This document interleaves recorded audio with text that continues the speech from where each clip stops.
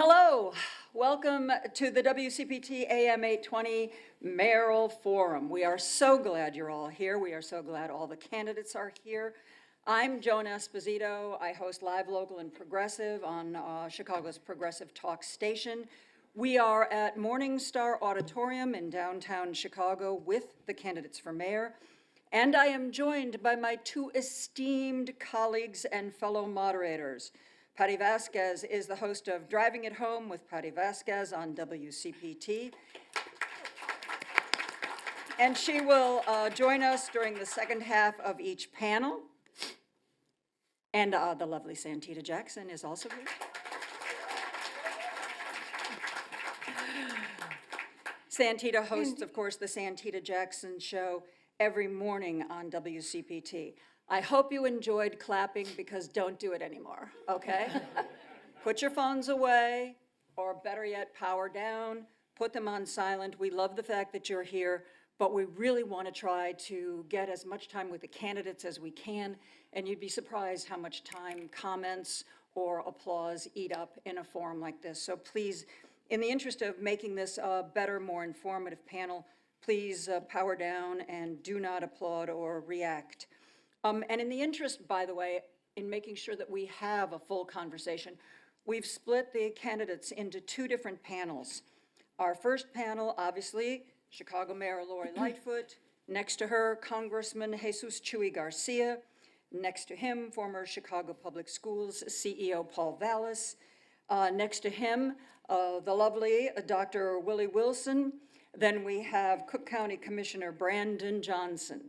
And again, that beautiful lady at the end is Santita Jackson. She and I are going to be hosting the first 30 minutes of this first panel.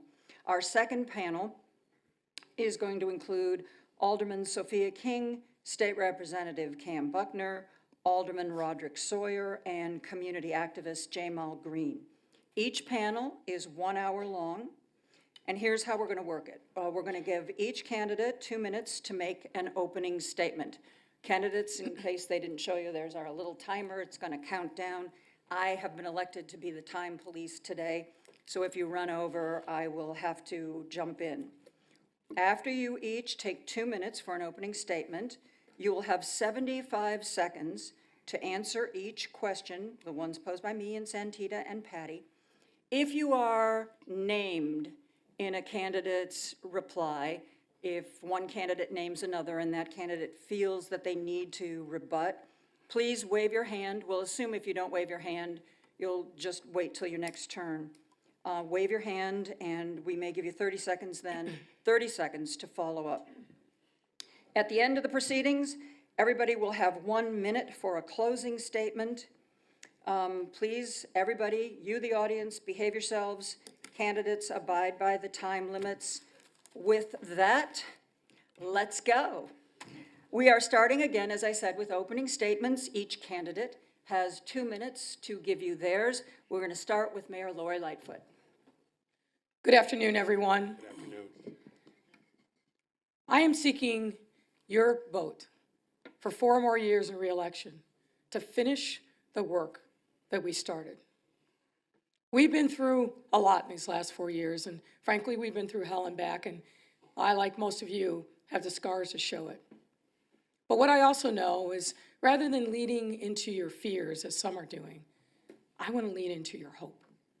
The hope that I've seen in every neighborhood of this city, through tough times and difficult times, but also through hopeful and aspirational times. The hope where you have opened up your homes and your heart to me. The hope where we have come together through one of the toughest challenges that we've ever faced in a global pandemic and all the cascading consequences of that.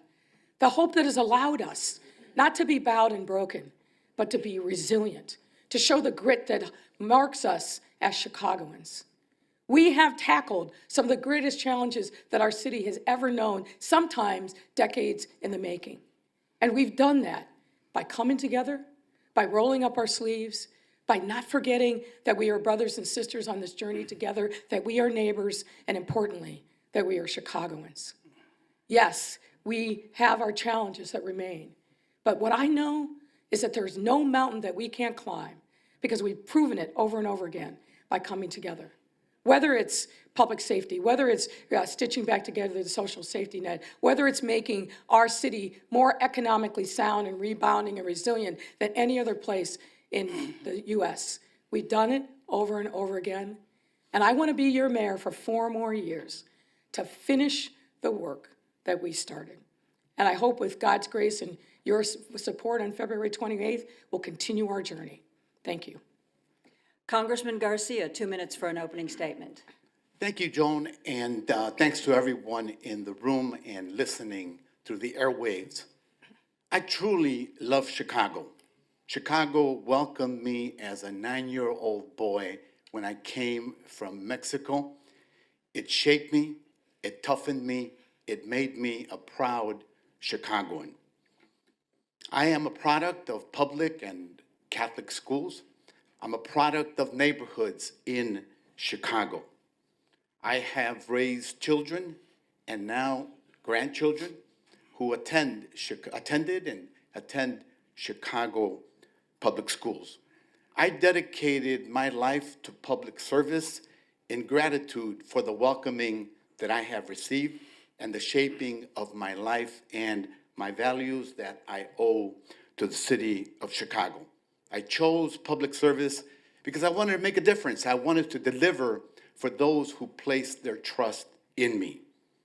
I've decided to run for mayor of the city of Chicago because I want to make Chicago a place where everyone feels safe. I want to make Chicago a place where neighborhoods are thriving and the city is becoming more equitable.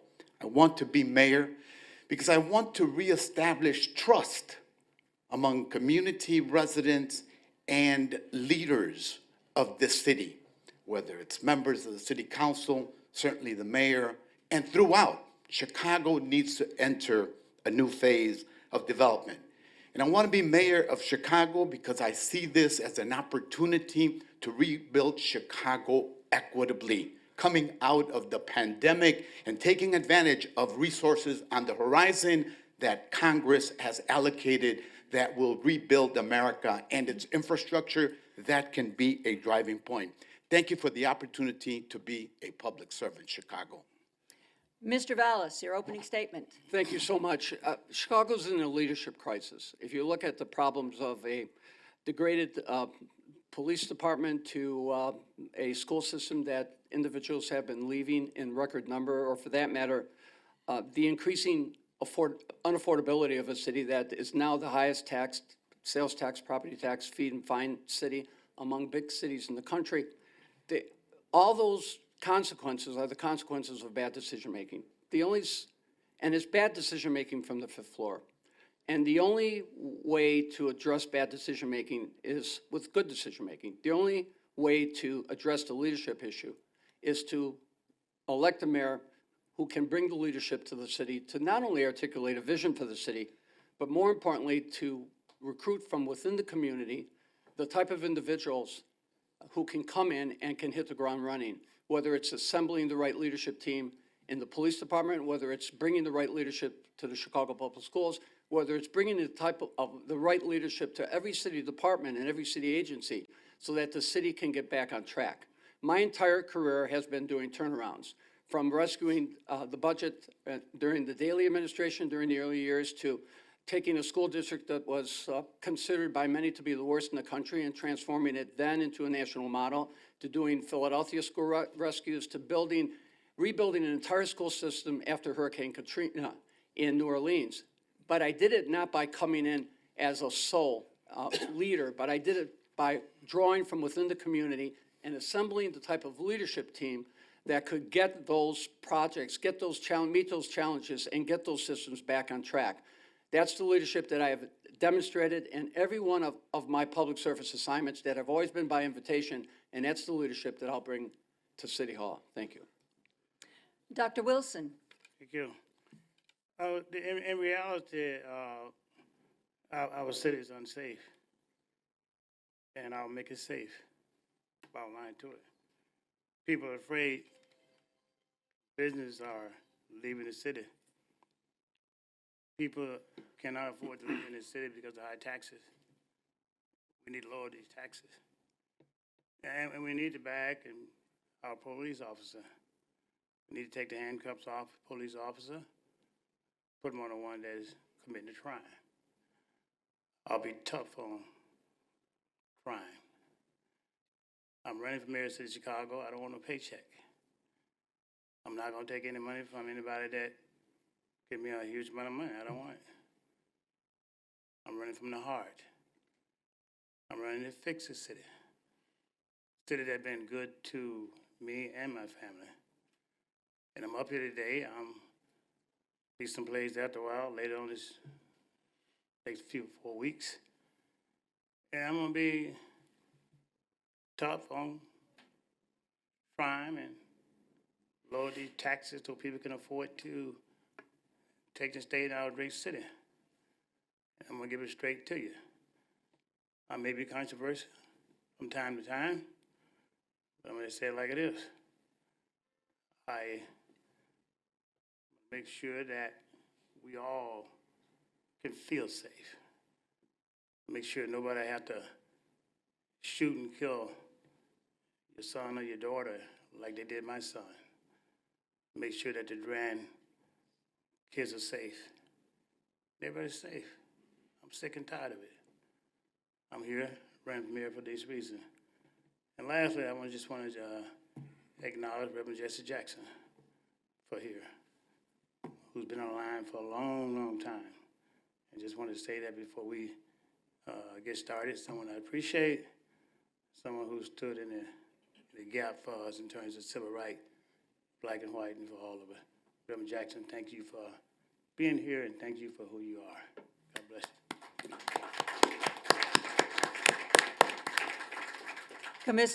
Commissioner Johnson, your 2-minute opening statement. Well, good afternoon. My name is Brandon Johnson. I'm proud to represent the 1st District of Cook County, the west side of Chicago, and the western suburbs. There's no one in this race that has greater incentive for this city to work than someone who is raising a family on the west side of Chicago. I'm going to get more into that in just a second. And though I've enjoyed being a Cook County Commissioner, the best job that I've ever had is that of a public school teacher, teaching in Cabrini Green, USA. And in Cabrini Green, it really captures the essence of the city of Chicago. Because my students, from their back windows, could see, could hear, could smell, could practically touch one of the wealthiest neighborhoods in the entire city. But out of their front windows, they had bulldozers staring them down every day, preparing to destroy their public housing. And that's what's messed up about this stratified economy, where families wake up every single day chasing down an economy that's behind them while everything else in front of them is crumbling. And that's why I'm running for mayor, to finally put an end and retire this tale of two cities and usher in a better city, a united city, a safer city. And look, on the west side of Chicago, my wife and I, we've had to change one of the windows in our home from one of the bullets that have come through our home. Every time my 15-year-old son rides his bike, my last worry is him getting hit by a car. No one should have to live that way. But it's why I invested one of the largest amounts of dollars into violence prevention as Cook County Commissioner.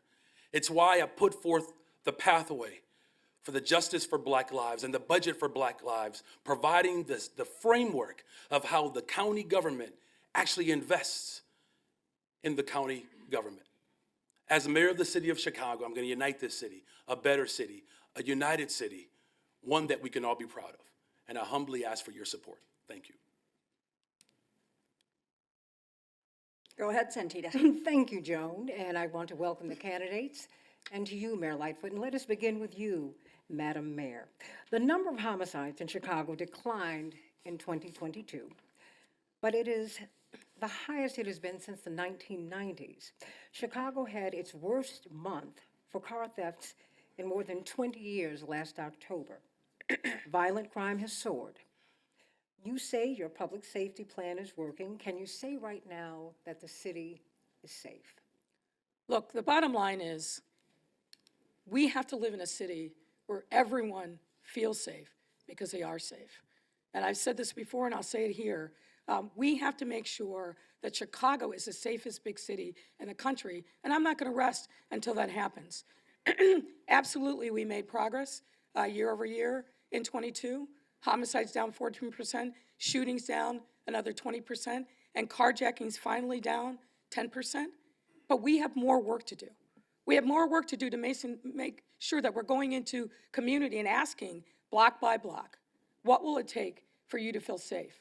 That's why we hired 950 new officers last year. That's why we have promoted over 200 plus detectives in the last year. That's why we have increased the budget overall for the Chicago Police Department every single year to make sure that they're the best trained, best equipped police force in the country. But we also know that we can't put the entire burden of making our city safe on law enforcement. We've got to use our soft power, which is why we've invested in street outreach, the largest investment in the history of our city. We've gone into community and supported them with affordable housing and other things that we know are important to create vibrant, safe neighborhoods.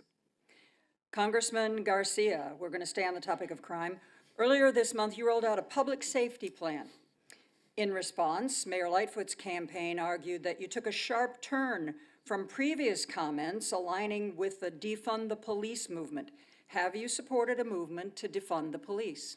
I have not supported any such movement. On the contrary, I know about gun violence. 40 years ago, my best friend, my political mentor, Willie was assassinated in his kitchen of his home in front of his 2-year-old son, my godson. 4 years ago, a young man was killed in front of my house while I was on my way home. My wife called desperately. That murder never solved, one of the many in Chicago. My plan, Joan, is a plan that will modernize the police department. The way forward is implementation of the consent decree. The difference between my plan and the mayor's plan is that it recognizes that we need new leadership in the police department. She's hanging on to the leadership that's proved to fail in Chicago. My plan will be executed. Look at the record currently. Only 29 of 552 recommendations from the consent decree, and it's the law that we have to abide by it, have been implemented. I will move citywide units into neighborhood units. I will modernize. I will fill the vacancies in the police department. At the heart of everything that we do is building trust among community residents and new police leadership that embraces change and progress. Well, you were only referred to as she, but I think we know he's talking about you. Would take 30 seconds for rebuttal. As the only woman up here on the stage, I think that I am the she. I got to correct two things. Number one, Congressman Garcia was the original defunder. In 2011, he started his time as Cook County Commissioner by slashing the sheriff's budget. He slashed the amount of resources for the adult probation. And more recently, he says, oh, I'm not a defunder, but appeared at a rally with a bunch of defunders crowing about the fact that he sponsored a piece of legislation that would put not one more dollar into policing nationally. This man is a defunder, pure and simple. The original OG, as I call him, don't let him fool you. Look at my record and what we did in There's Congress no just to the rebuttal. at the end We don't have time of for the that. year. Mr. Garcia, I'm sorry, Congressman. I didn't invoke her name. Okay. Go ahead, Cynthia. Commissioner Johnson, if you would, you told the Chicago Sun-Times that, quote, we are experiencing an explosion of violent crimes because you have politicians like Mayor Lightfoot and Mr. Vallas and Congressman Garcia, who continue to propose the same old, close quote.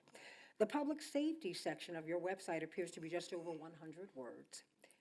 You released a plan to pave your budget just a week ago, and in the plan it says, up next, a plan for a safer Chicago. Commissioner, what is your plan and when do you plan to present it?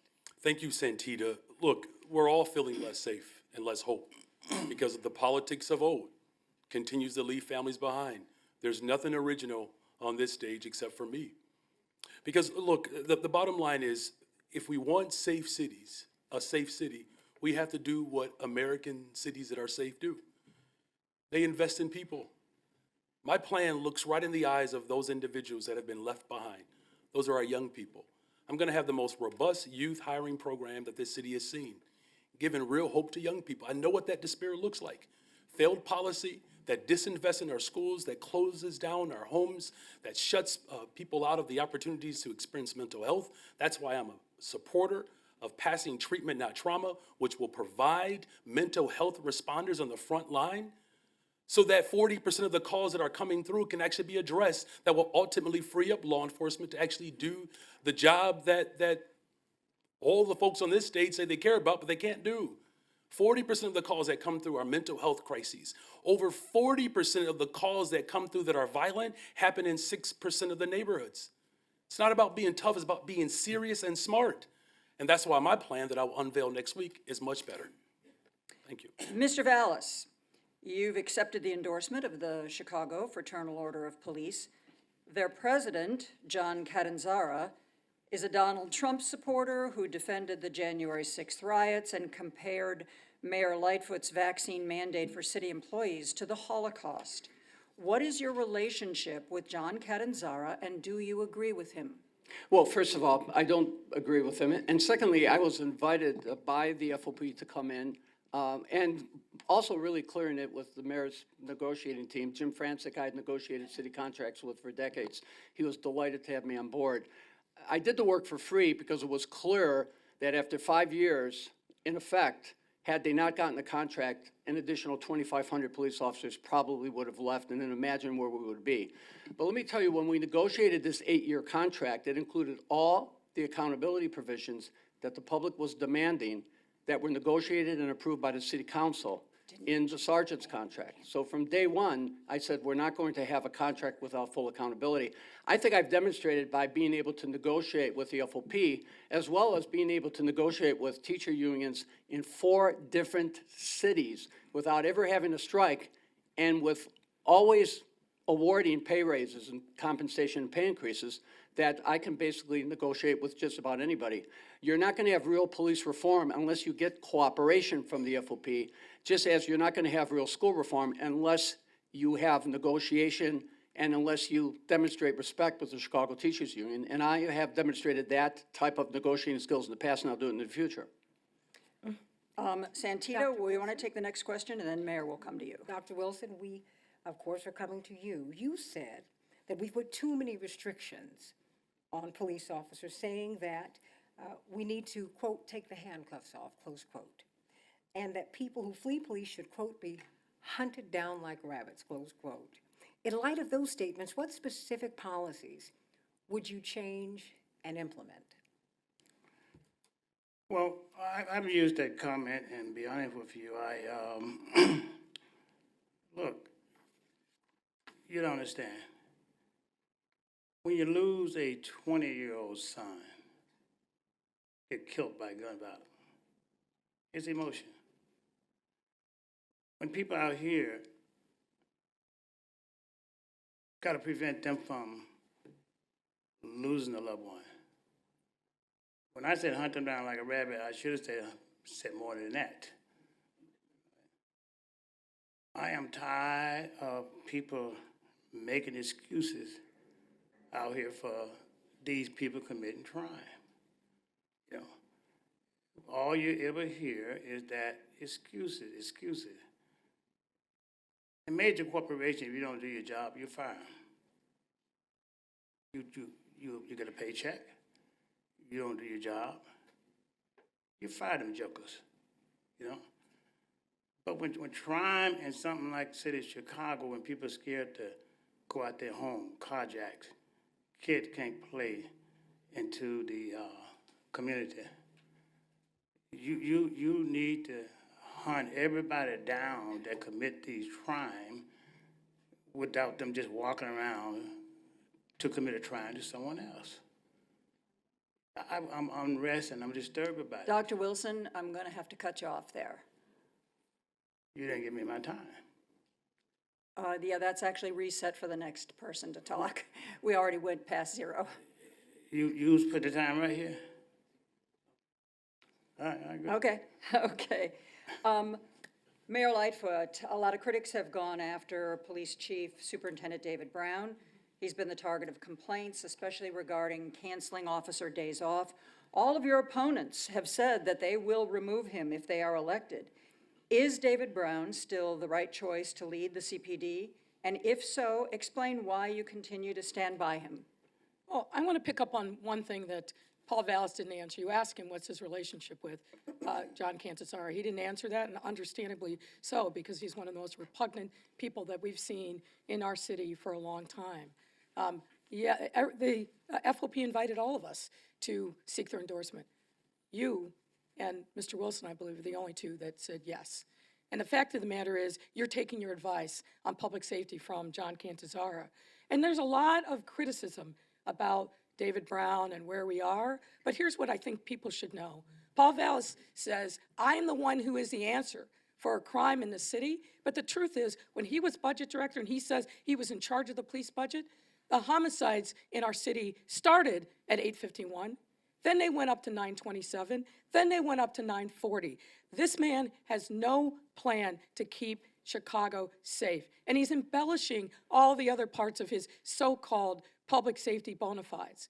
David Brown has been through hell and back as we have. He is, in this moment, leading our department, and I stand by him. But the important thing is, I stand by our police officers, and I stand by the street outreach, and I stand by the other people who are working tirelessly every day to keep our neighborhoods safe. That's what people need to focus on and know. Mr. Vallas, 30 seconds for rebuttal. Great. Well, first of all,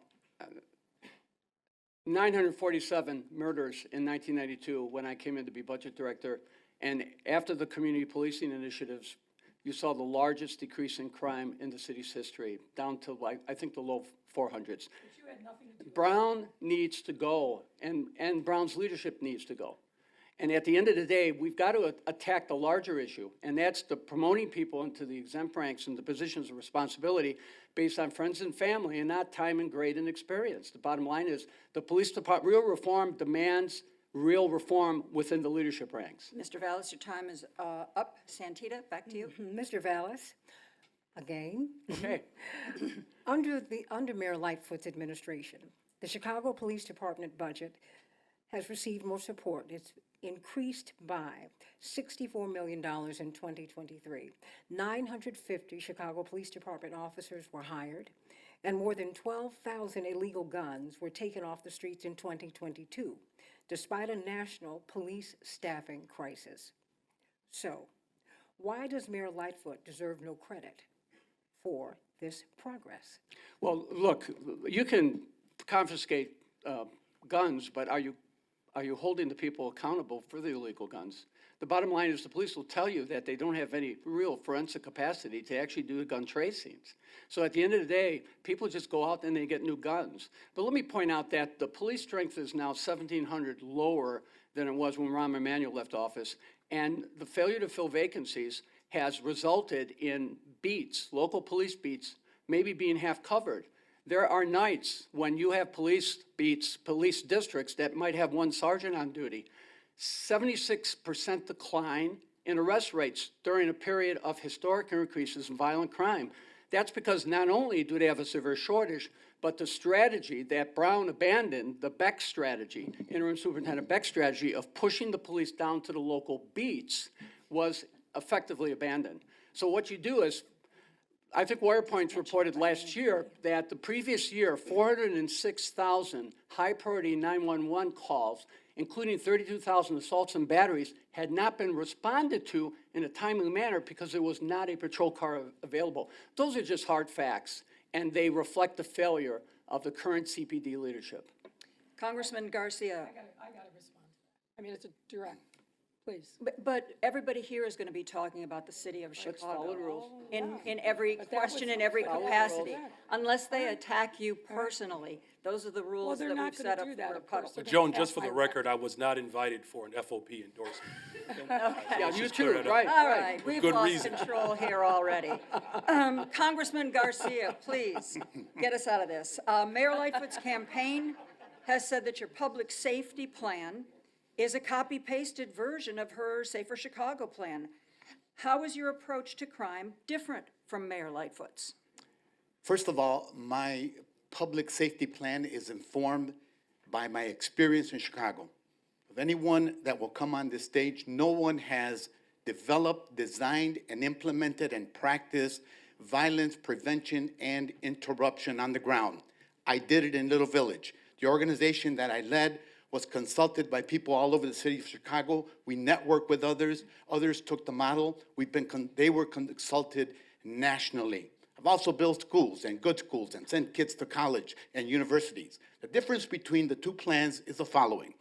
I recognize the need for new leadership, and there will be new leadership.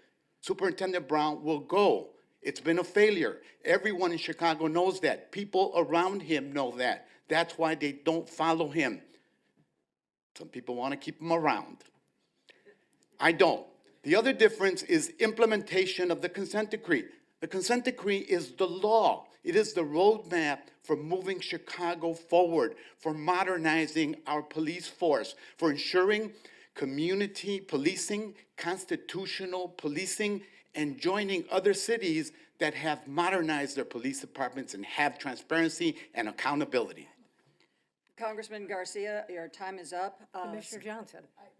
I would like to actually respond, since he criticized I something did not specific. invoke The any names. consent decree I did not, is I at did not. 80% compliance, I did not invoke Congressman. any names, Maybe you and missed this is that when you another were in the back attempt, room okay? cutting deals with Mike Madigan. Th- 80% This is further ahead. with the than any moderators? Thank other you. place. Candidates. Who's moderating here? We love a spirited, passionate give and take here Especially between allies. at WCPT.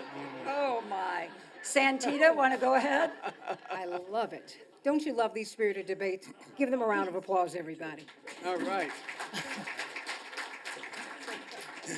And this goes to you, Commissioner Johnson.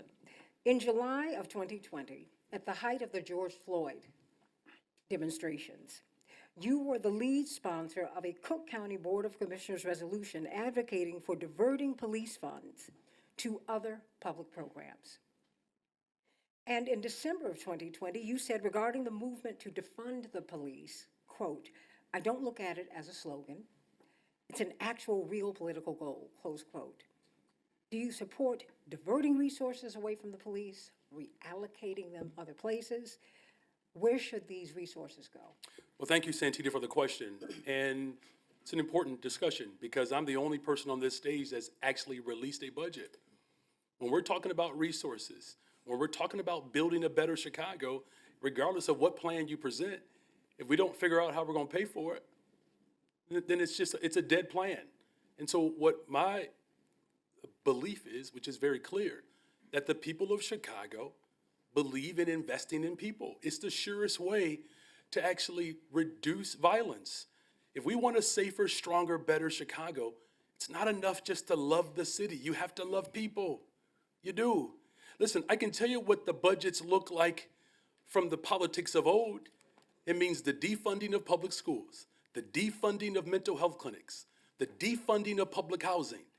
If anything, if you want to critique me as the investor in chief. Because I represent the Oak Park. They love their children so much that they invest in school districts, parks, a public health system. You can sign your child up in Oak Park for a hula hoop class, just little white kids just walking in circle. But we can't invest in the children of the city of Chicago. Under my plan, we invest in people. Thank you. Okay, let's switch to the topic of public schools, another topic that I know everybody's passionate about. Enrollment in Chicago public schools is down for the 11th year in a row. In that time, we've had major school closures, dozens under the previous administration. Those closures have disproportionately affected Black and brown communities. There are still CPS vacancies for teachers and social workers. Students have experienced learning loss from the pandemic. Dr. Wilson, the first question goes to you. What is your plan to improve Chicago public schools? Well, my plan is this here. Unless you deal with crime, there's no nothing. Unless you deal with taxes, there's no nothing. My focus is on crime at the moment. Unless you deal with these politicians out here that says that they care about the city of Chicago and they're giving themselves automatic raises something ain't right about that, right? Unless you deal with the politician who takes and put themselves first, then it's no use trying to deal with the rest. When people moving out of the city, don't want their kid to go to school, don't know whether they come home or not, it's continued to decrease. You got to take care of crime first. Then you can think about the budget. As far as I'm concerned, there is no budget unless you take care of crime and you do not defund police officers. Dr. Wilson, thank you for that. Real quick, before you jump in, Santita, got to do a station ID. This is the Chicago Mayoral Forum on AM 820 WCPT Willow Springs. Now we're legal. Mr. Vallas, many civil rights advocates believe that the privatization of public schools and the promotion of charter schools undercut the promise and the goals of the Brown v. Board of Education decision of 1954. You have called school choice, quote, the civil rights issue for our generation, close quote. How is that so? And would you push to further privatize Chicago public schools, or would you expand charter schools in Chicago as you did in New Orleans and Philadelphia? Well, let me point out that charter schools are public schools. They're just public schools that don't have Private unions. money that don't. Although the unions have the right to open charter schools. In Chicago, there are 60,000 kids who attend public schools, charter schools, and 96% of those children are Black and Latino. So for Black and Latino children, charter schools may offer the only alternatives to often failing, underperforming neighborhood schools. Let me also point out that the district is not allowed to allow those children to occupy public school buildings. The charter schools are not included in the Safe Passage program, and the charter schools have their enrollment capped, even high-performing charter schools. If that's not a civil rights issue, I don't know what is. Let me point out that when Gary Chico and I were running the Chicago Public Schools, our enrollment grew by almost 40,000. The only time the enrollment has grown since 1979, with the exception of 2 years. And we did more expansion of traditional public school choice rather than charter schools. I think I opened 18 charter schools overall. I believe education and school choice should be a civil right. I believe poor children should not be stuck in a failing school because of their zip code and because of their income. So that's Mr. why I Vallas, support charters. your time is up. Mayor Lightfoot, in a second term, if enrollment in CPS, the Chicago Public Schools, continues to decline, might there be a point where you'd feel compelled to close schools under budgetary pressure? Well, I think as most people recognize, the reasons for the decline in CPS population have a lot of things to do with outside forces beyond CPS's control and not CPS. So first and foremost, this CPS, the city, our sister agencies, the private sector, we all have to work together. We have to work together to make sure that we repopulate those neighborhoods and bring our overall population back up to 3 million, which is what the city is built for. We also need to make sure that regardless of what the current circumstances are of those schools, we do what CEO Martinez has said, which is we put a baseline in, particularly at the elementary school level, of art and music and others, math and science. That's what we are working on, and that is what is going to bring people back to the neighborhood schools. I think the other thing that we have to focus on is the kids 0 to 5. And why that's important? Because kids need to come to kindergarten ready to learn. So we are working together as a city government writ large to make sure that those kids and their families have the supports that they need, that there's an environment in which they can learn, whether it's making sure that we got free Y-band, making sure that they are fed, and that we are catering to their economic needs. We have to think holistically about the whole system and not just when they get to CPS. Thank you, Mayor. Well, Congressman Garcia, if you become mayor, would you feel compelled to continue these school closures, or would you fight to keep them open or open more? As a former local school council member, perhaps the only one of the 9 candidates, I recognize that the shrinking of our student population in the public schools is a reflection of Chicago. We've been shrinking. Chicago needs to grow to be sustainable and to be a world-class city. Having said that, I think we have several issues before us, and then I will get to that subject. One is that we have a responsibility to try to find every child that has left the school system. How many don't we have any accounting for? And when we identify them, we need to bring them back, provide services that they need. Tremendous loss because of COVID, and these children are one casualty. Two, we've got to establish in our school system so that parents, students, and teachers feel confident that they can get the best education. And I say that as a stakeholder. Lastly, we need to improve the funding from Springfield, and I will work to increase the EBFF funding levels. They're essential. Springfield has shortchanged us for far too long, and we've got to reestablish that. On school closures, you have to engage deeply with the affected communities. That's the lesson from the Congressman? last round of school closures. Thank you. Thank you for your answer. Commissioner Johnson, you clearly have the support of the Chicago Teachers Union, endorsements, money from them. You've worked with them. How are you going to balance those ties with the obligation to oversee CPS as mayor? Well, again, no one has better incentive on this stage, for the city of Chicago to work, particularly its public schools, than someone who was actually sending their children to the Chicago Public Schools. I think I'll be the first mayor in recent history to actually have children in the public schools. Here's the second thing, elected representative school board. We fought for it, we have it. We're gonna be negotiating not just with an elected representative school board, the city council, the state of Illinois, the Congress. So it's gonna take all of us, because the politics of old has left us behind. Folks are arguing on this stage about the public school system, and they're ignoring the fact that we actually have democracy in the city of Chicago for the first time in the history. And I fought for that. Look, the bottom line is this. The reason why we are experiencing peril right now, the type of budgetary decisions that were made in the 90s, in which the pension payments were stopped, that's why the budget is jacked up. I'm gonna fix that. It's gonna be better, because we did not handle the budget decisions in the 90s. It's why people keep relying upon property taxes. I have a balanced budget that's better, that will not raise property taxes. The way we actually improve the Chicago Public Schools is that we negotiate collectively together. I'm the only person on this stage that has demonstrated that I can actually work with everyone. Thank you, Commissioner. Thank you, candidates. We're going to take a real quick couple of minute commercial break. We will be right back. We are going to begin this second half of our panel. Thank you, by the way, Santita. She'll be back again for the first half of the next panel. We're going to start by talking about the problem of the unhoused. This is a candidate for a question for all of the candidates.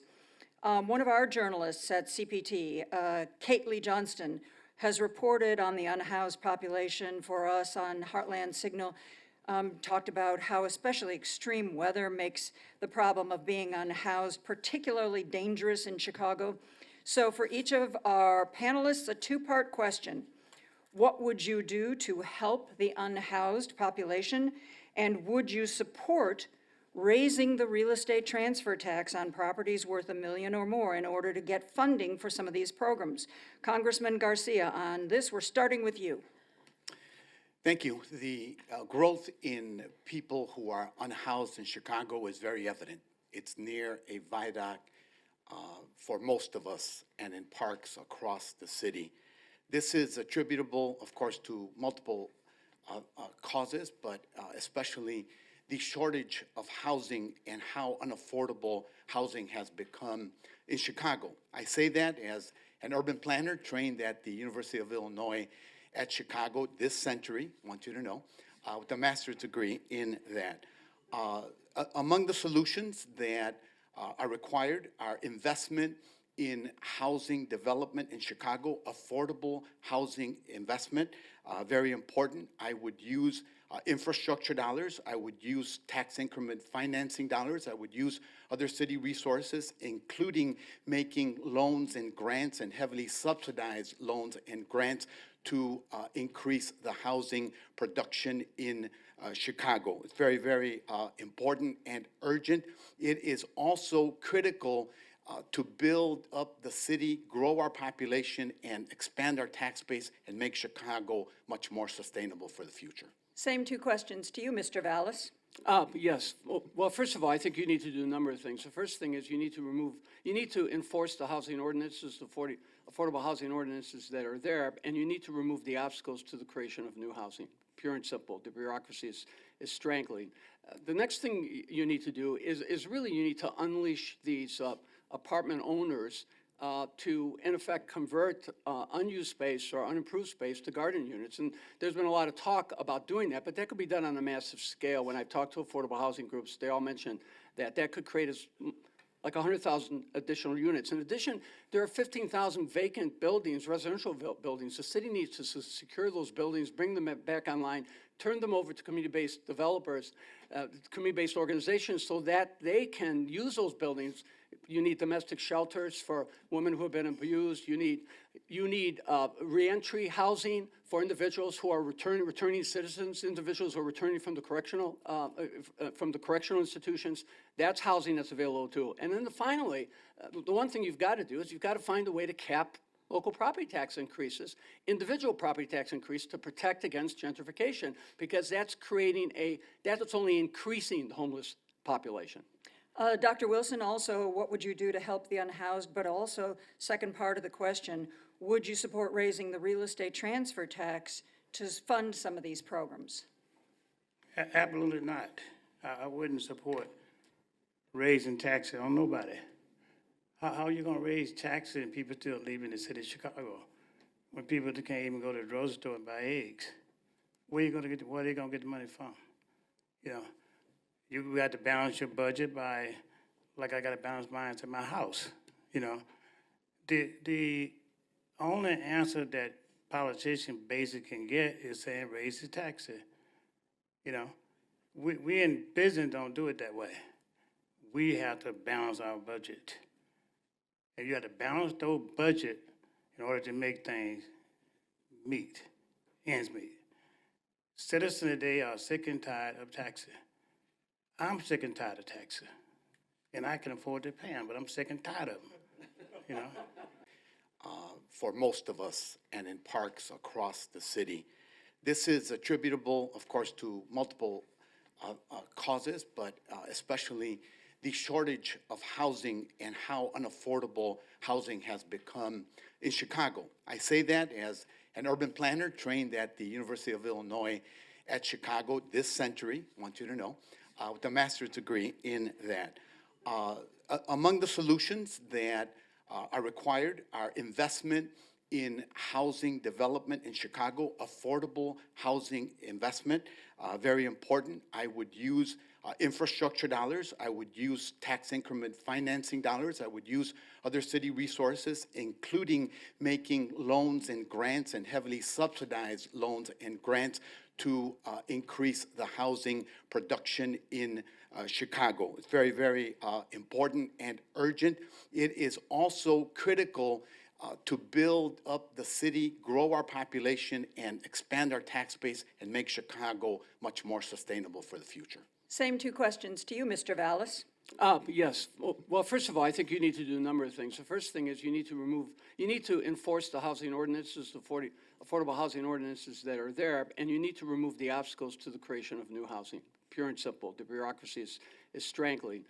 The next thing you need to do is really you need to unleash these apartment owners to, in effect, convert unused space or unimproved space to garden units. And there's been a lot of talk about doing that, but that could be done on a massive scale. When I've talked to affordable housing groups, they all mention that that could create like 100,000 additional units. In addition, there are 15,000 vacant buildings, residential buildings. The city needs to secure those buildings, bring them back online, turn them over to community-based developers, community-based organizations so that they can use those buildings. You need domestic shelters for women who have been abused. You need reentry housing for individuals who are returning citizens, individuals who are returning from the correctional institutions. That's housing that's available too. And then finally, the one thing you've got to do is you've got to find a way to cap local property tax increases, individual property tax increase to protect against gentrification, because that's only increasing the homeless population. Dr. Wilson, also, what would you do to help the unhoused? But also, second part of the question, would you support raising the real estate transfer tax to fund some of these programs? Absolutely not. I wouldn't support raising taxes on nobody. How are you gonna raise taxes and people still leaving the city of Chicago? When people can't even go to the grocery store and buy eggs?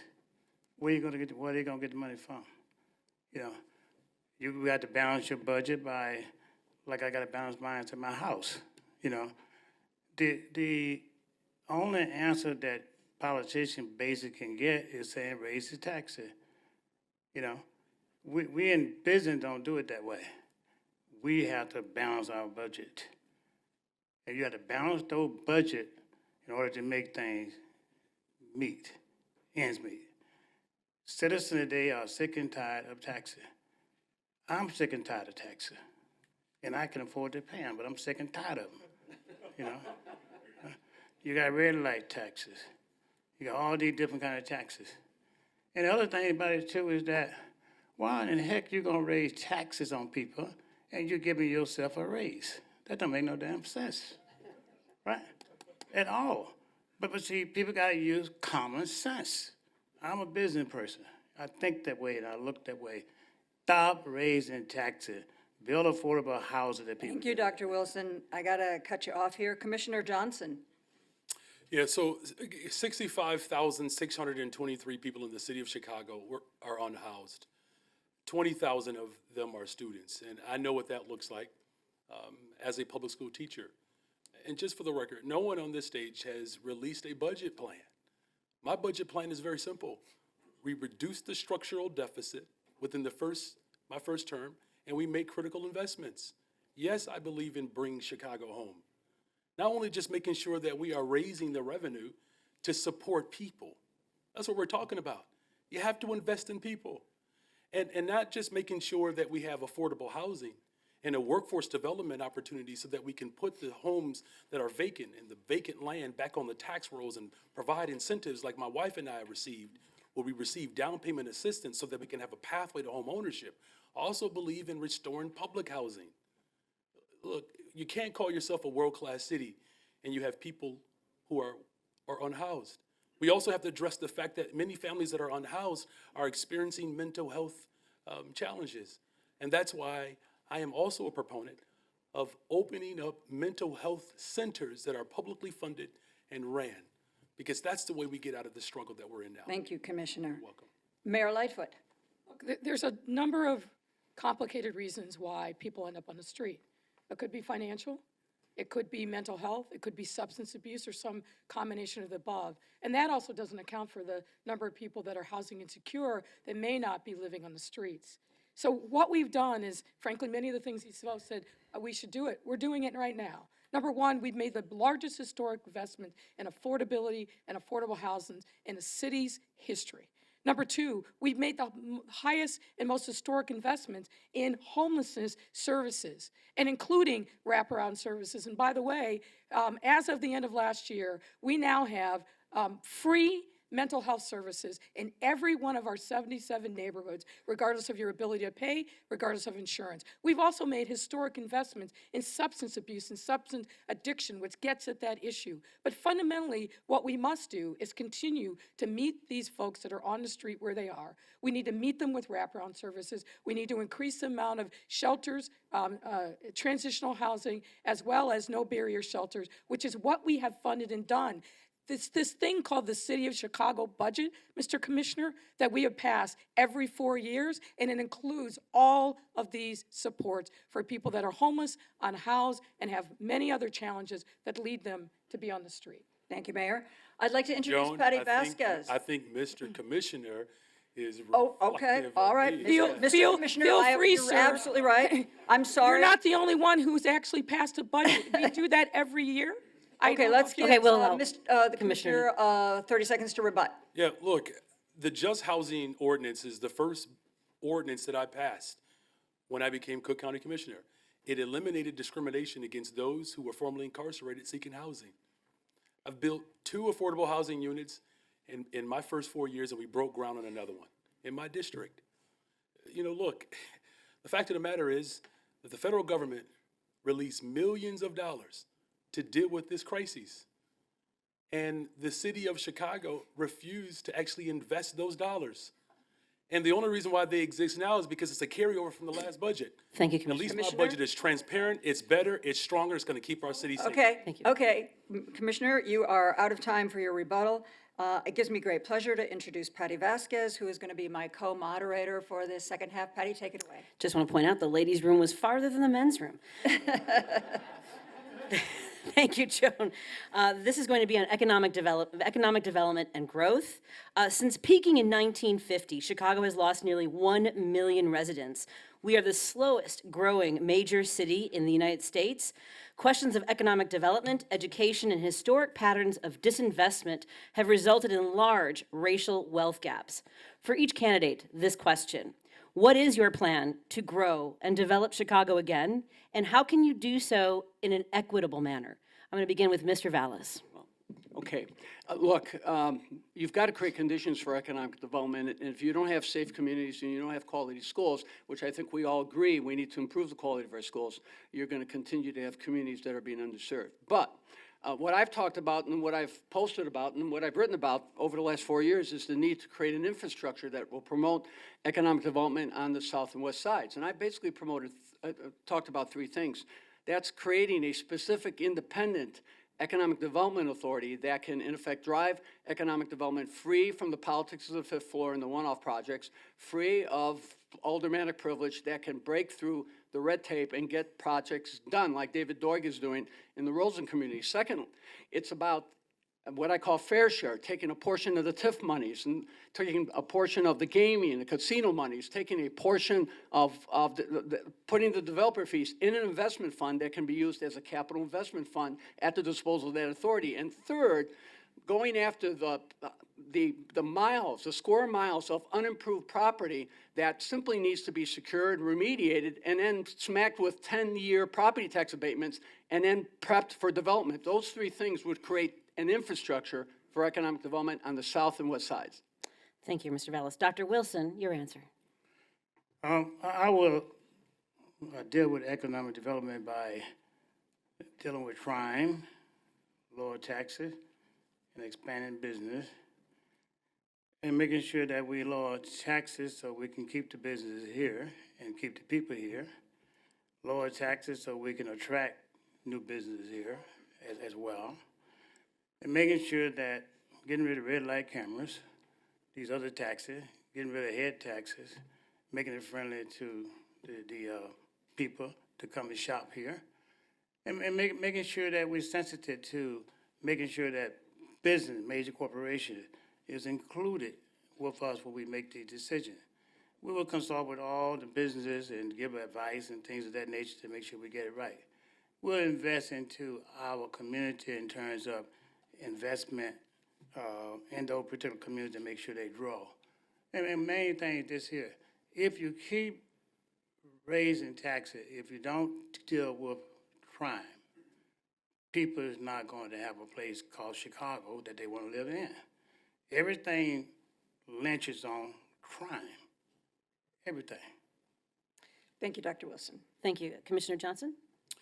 Yeah, one of the greatest things that you can ever do for a community is to make sure that there are W-2s available. That's what my father had. He raised all 10 of us in a house with one bathroom. So at least you know, as mayor of Chicago, you're going to have the best negotiator that the city's ever experienced. You know, look, the business of the city of Chicago is the education of the city of Chicago. We have to actually close the gap between graduation and job opportunities. Do y'all know there are 30,000 vacancies just in manufacturing jobs alone that we can actually fill today? But we have an opportunity with a better Chicago, with someone who actually has taken this seriously. Look, I live in these disinvested communities, and people are struggling every single day to survive. And that's why the type of investments that are needed, you actually have to have a budget first. Look, without a budget and without a plan, nothing else matters. And so that's why, as Cook County Commissioner, we've increased our investments into workforce development, providing opportunities for not just individuals to grow, to experience opportunities in the trades, but actually to develop the vacancy that exists within the city of Chicago. And so this is ultimately going to attract more businesses in the city. Here's the last thing. Businesses want to be in Chicago. It's still Chicago, you all.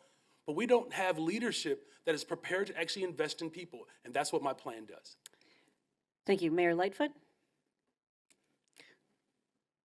What you have to do, obviously, is I think execute and continue to execute with fidelity the plan that we put in place. Of course, public safety matters, but we talk to companies like Kellogg, like Kimberly-Clark, like the life sciences and pharmaceutical companies, all who have made the calculus to come to this great city. And of course, they look at public safety, but they also look at our incredible pipeline of talent. We have 200,000 undergrads and graduate students that are here every single year that are the pipeline and the workers for the jobs. And we have a diverse economy that is the strongest in the nation and has come roaring back from the pandemic. There's a reason why we are able to prepay our pension obligations to the tune of $242 million is because our economy is strong. We exceeded projections in 21 and 22. Revenues are pouring back. Even our hospitality industry that took the biggest hit during the pandemic is seeing pre-pandemic levels.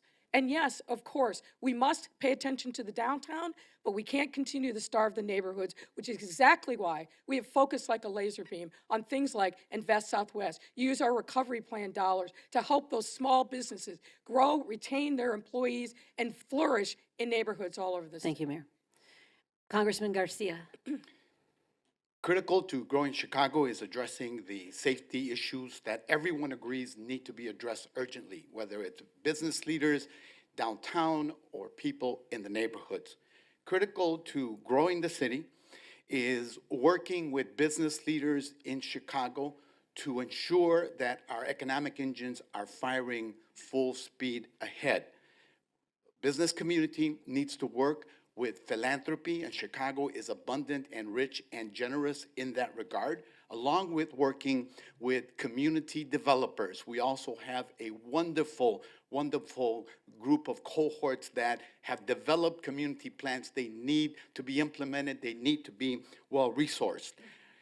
The critical pieces for rebuilding Chicago lie at an agreement that finally there is a need for equity.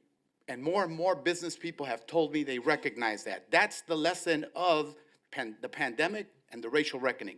Lastly, the resources are in the infrastructure law that brings $11 billion to Illinois, the CHIPS and Science Act, manufacturing, and the IRA, misnamed, but energy investments and fighting climate change to make Chicago resilient. Thank you. We're going to switch topics here to public transportation. In terms of reliability and safety, Chicago's public transportation system hasn't really bounced back from the pandemic. I'd like each candidate to answer this question.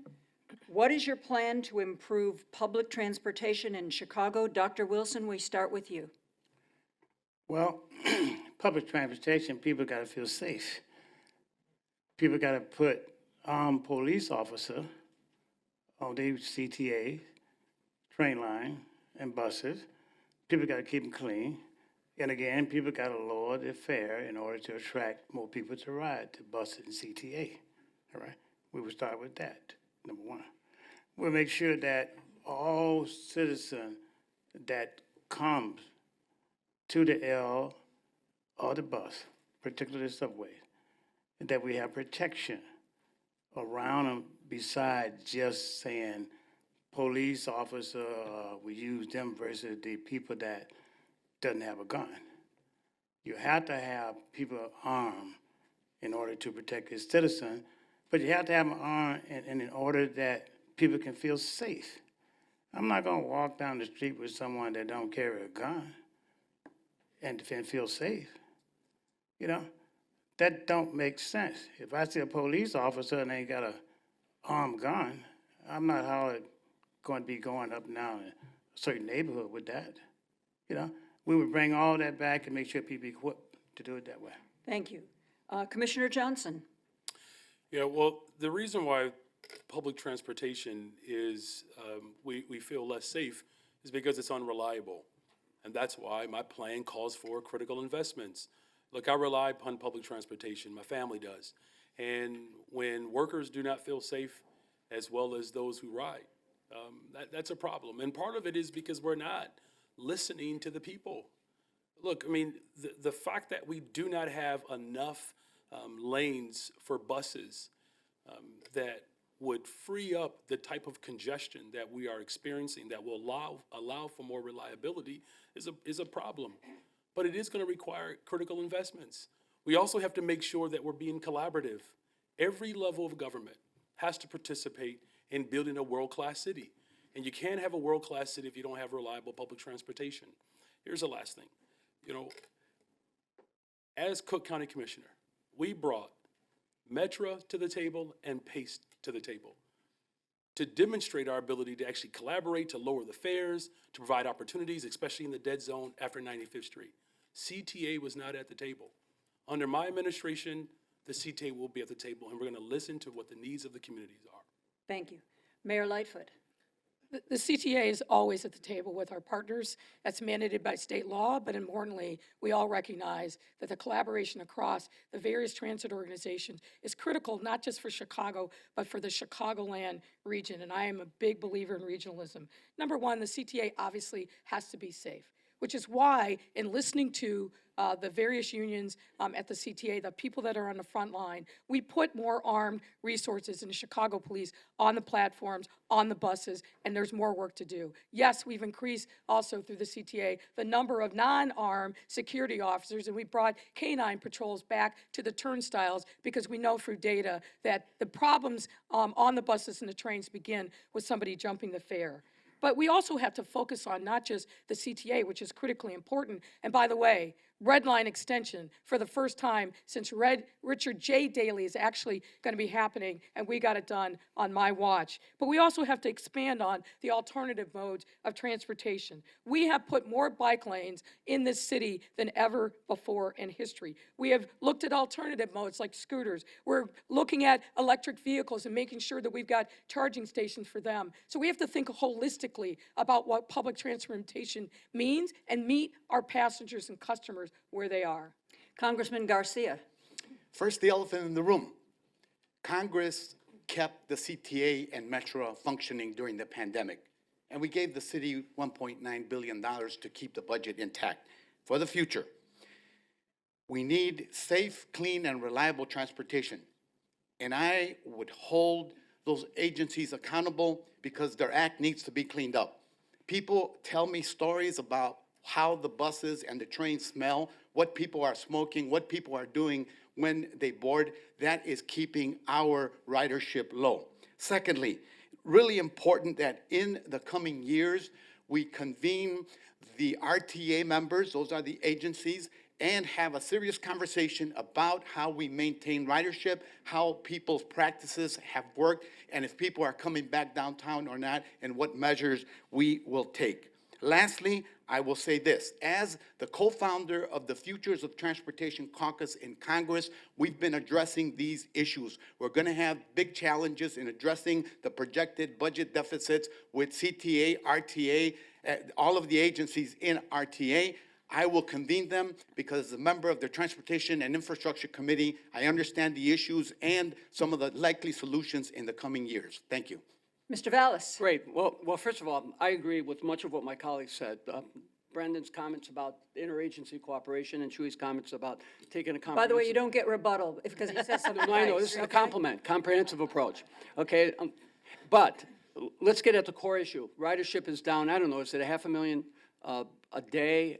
It's crime, crime, crime. We're paying $100 million for private security on the CTA, who can't arrest anybody, not to mention that they're not armed, and what are they getting paid, $15 an hour without benefits? With that amount of money, you could put another 300 police officers on the CTA and combine with the police officers that are already signed, and they're not necessarily dedicated as much as they are like working overtime or they're basically their free time.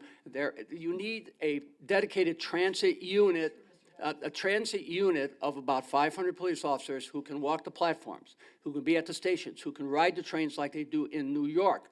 Because the fare box has shrunk to 18%, according to a recent report in the paper, 18% of the operating budget, 18%, which means, as Chuy pointed out, when COVID is done, when COVID is out, they're going to be facing a catastrophic financial crisis. These are just facts. It begins and ends with public safety, not only for the riders, but for the workers. Thank you. We have a lightning round, a quick lightning round question for all the candidates. You'll have 15 seconds to answer and explain. If you were not able to vote for yourself among the candidates running, yeah, who would you vote for mayor? We're going to begin with Mayor Lightfoot. Well, I fully expect that I'm going to be not only ready, able, but I will be voting for myself, and I will be encouraging all of you to do the same. 4 more years, let's finish the job. Congressman Garcia. Since he isn't on this panel, I would probably say Cam Buckner. If he were on the panel, who knows? Mr. Vallas. Because I anticipate working with all of the people on this floor. I'll tell you, the only person that I would not vote for is Mayor Lori Lightfoot. Dr. Wilson. I think I get everybody. Well, I would vote for myself, and if I didn't vote for myself, I would create another name and vote for myself. Commissioner, That's not, classy. Commissioner Johnson. Well, at least we know who everyone on this stage voted for 4 years ago. That's right. Because they all supported the current mayor. If I couldn't vote for myself, then I'm going to, I guess, make sure that we vote for the people of Chicago, because you all deserve a better city. Okay, we have one more lightning round question. Hopefully we'll get some. The mayor would like to rebut on being named several times in that lightning round. I will just say this. I listened to Mr. Vallas many times, and what I feel like is I'm listening to a version of Extreme Makeover, Paul Vallas edition. Because he doesn't know the facts, or he makes them up when they're not convenient, and he doesn't tell the truth about his record. You mentioned Philly before. Mike Nutter, the mayor of Philly, when you were there, he may have welcomed you in, but he said he couldn't wait for you to leave. There wasn't a dollar that you didn't spend multiple times. And you can hear the same from New Orleans and Bridgeport. So Paul, you got to tell the truth about who you are and who you represent. Okay, go ahead, Joe. I think we got to give Paul. Yeah, do I get to We respond? got to give Paul 20 seconds, 30 seconds here. Yeah, let me respond. First of all, Mike Nutter wasn't the mayor. John Street was, so I defer to that. Secondly, if you want to ask the Landrew family, if you want to ask John Carville, I am. if you want to ask Mitch Landrew and the Landrew family, who brought me down to New Orleans and gave me the key to the city when I left, I think you'll get a different perspective. The bottom line is, what are we going to do about Chicago? And I only deal with the facts. And you sat beside me in 40 forums when we were running together, and the things that I said then are the same things I'm saying now. You just haven't learned anything. Okay, go ahead, Okay, Joe. no more rebuttals. No more rebuttals here. One more quick question. This should be just as interesting as the last one here. Look to your right, and for Mayor Lightfoot, we're going to have you look to Commissioner Johnson. For the candidate to your right, can you say something, anything, that you admire about the candidate to your right? We are going to start with Commissioner Johnson. Well, I believe that Dr. Willie Wilson is one of the most sincerest individuals in all of the city of Chicago. I like the fact, I get a whole minute for this? Oh, I know, the clock Okay, is because wrong. this is going to get, Still the lightning round. this is going to get a little 15 weird seconds. if No, I keep going no, on and you've on. made your comment. No, You're but done. here's my last, Okay. here's my last, I had 3 more seconds left. Okay. What I like most about Dr. Willie Wilson is that he is prepared to finally pay his fair share in taxes. Dr. Wilson, what you admire about Paul Vallas? Well, I think it's fair that I say something about him. It's up for grabs, folks. I tell him I pay more taxes, but look, I'm in a 39% tax bracket, and my family and I give away 100% of every penny we make. We're giving away to Chicago millions and millions of dollars, and our opponents here, I want him to pay his fair share of taxes, but donate to the community as well. Thank you. We will make sure he does. Now, Dr. But I Wilson, appreciate it. could you say one thing you admire about Mr. Vallas? Well, look, Paul is a nice guy. I like him, okay? Here's why. One thing, we have a lot in common together. We bonded together when he lost his son, and I lost a son too. But I act like everybody here. I just sometimes don't like different people's ways. But I think, look, Paul and I bond together, so I want you all to know that. I lost a son, he lost a son. We share those values together. Thank you, and I Dr. appreciate Wilson. it. We appreciate that. Mr. Vallas, can you say something you admire about Congressman Garcia? Well, I've known Congressman Garcia for years, and I've never questioned his dedication to the community. I mean, you know, one of the dailies said, either the first or second, he said, all politics is local, and I think Chuy has always understood that, probably better than, you know, many of us in this room. So I've never questioned his integrity when it comes to delivering to his community. I've never had any doubt that he is absolutely dedicated to his community. Thank you. Congressman Garcia, what do you admire about Mayor Lightfoot? The mayor is a history maker and a proud one at that. She is the first black woman to be elected and a proud member of the LGBTQ community. Thank you. Mayor Lightfoot, something you can say you admire about Commissioner Johnson? He spins a good story. You can tell that he was a preacher's son. You know, Mayor Lightfoot, my father is a carpenter and a pastor. It's a lot of pressure when your dad is just like Jesus. Oh, God. You know? And for the record, I You've am. mentioned that multiple times. Nice line, though. And my name Nice is line. Jesus. Okay, Patty, take it away.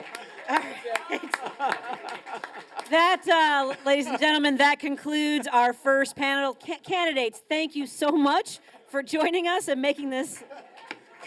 Oh, wait a minute before you run away. You each get 1 minute for Oh, a I'm sorry. closing Yes, a closing statement. statement. I'm sorry. That's okay. I was looking at my own things, yes. That's okay. Oh, we're going to give him a closing. I feel like that was a closing 1 minute statement. for a yes. closing statement, but rather than just any sort of generic statement, we want your closing statements to address this question. Forget about public safety for the time being. Name a policy or initiative you would make a top priority of your next administration. Commissioner Johnson. Yeah, so again, I believe the greatest way in which we can demonstrate that we love the city of Chicago is by investing in people, particularly our young people. You all, when we are seeing the reports of young people who are caught up in trauma, and that manifestation of that trauma is showing out in the most dramatic ways. Look, I have children, and if this is manifesting the way it is, there's something deeply wrong about our society. We have to demonstrate that we actually believe and love young people. And that's why the policy positions that I'm going to do on day one is that I'm going to hire young people. Whether you're 14, 15, 16 to 24, we're going to prioritize. And I know this is something that was just articulated to forget public safety, but there is a direct correlation between youth employment and violence reduction. As a public school teacher, as an organizer, as a Cook County Commissioner, I've dedicated my life to service. I'm deeply humbled to be in a position to be able to run one of the largest economies in the world. Get me as your mayor, you're going to have a better, stronger economy that believes in people. Thank you. Dr. Wilson, 1 minute on what you would make a top priority when you're elected. Well, I want everybody to know that as you vote for me, my top priority is making the citizens safe. Top priority is making sure that we get good police force and people can feel comfortable again to Chicago. Top priority again is lowering taxes. I just don't think you can keep raising taxes and keep people here. Those are my top priority. My last priority would be to say this to you, to pray for all of y'all. And dear Lord, we thank you for this day. Thank you for the people's here. Thank you for the radio station. Thank you for everyone's up here, even though we may not feel like one another and say different things, but we ask you to bless them. We ask you, dear Lord, to help us all and help us understand one another, be able to live together and be able to help one another because we people, not politic, a different idea. In Jesus' name we pray for his sakes. Amen. Thank you, Dr. Wilson. Mr. Vallas. The most important immediate priorities is clearly public safety, community policing, returning the police to the beats, and that just includes not the street beats in the neighborhoods, but also the beats on public transit, on the platforms, at the train stations. That's critically important. Included in that has to be getting the schools in the public safety game. There's been 200 kids murdered since COVID. There's been a record increase in murders committed by out-of-school youth. We've got to open the campuses. We've got to create work studies. These campuses need to be open on the weekends.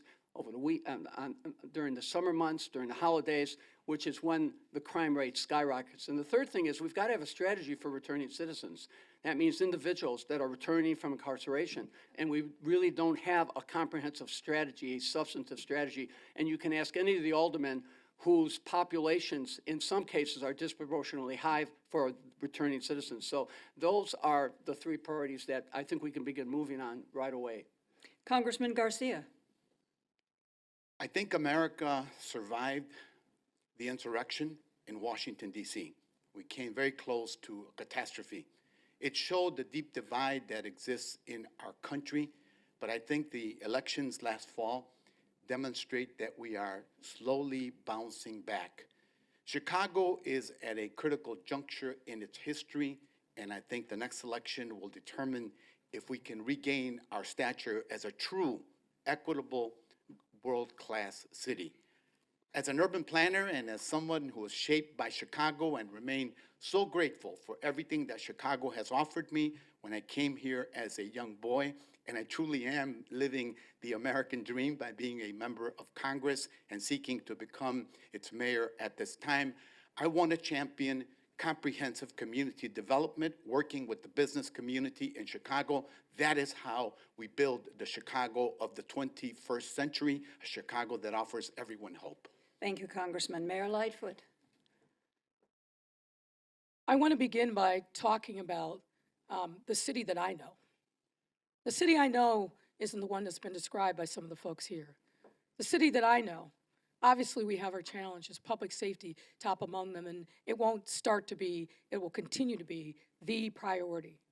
But the city that I know has many great things happening right now, every single day, across every neighborhood.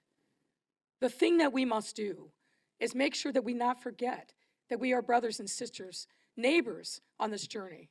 And that when we are our strongest, when we solve decades-long problems, is when we come together, roll up our sleeves, and say we're committed to working on these issues: public safety, mental health challenges, access to health care, the many things that we know are important for us to be a vibrant global city.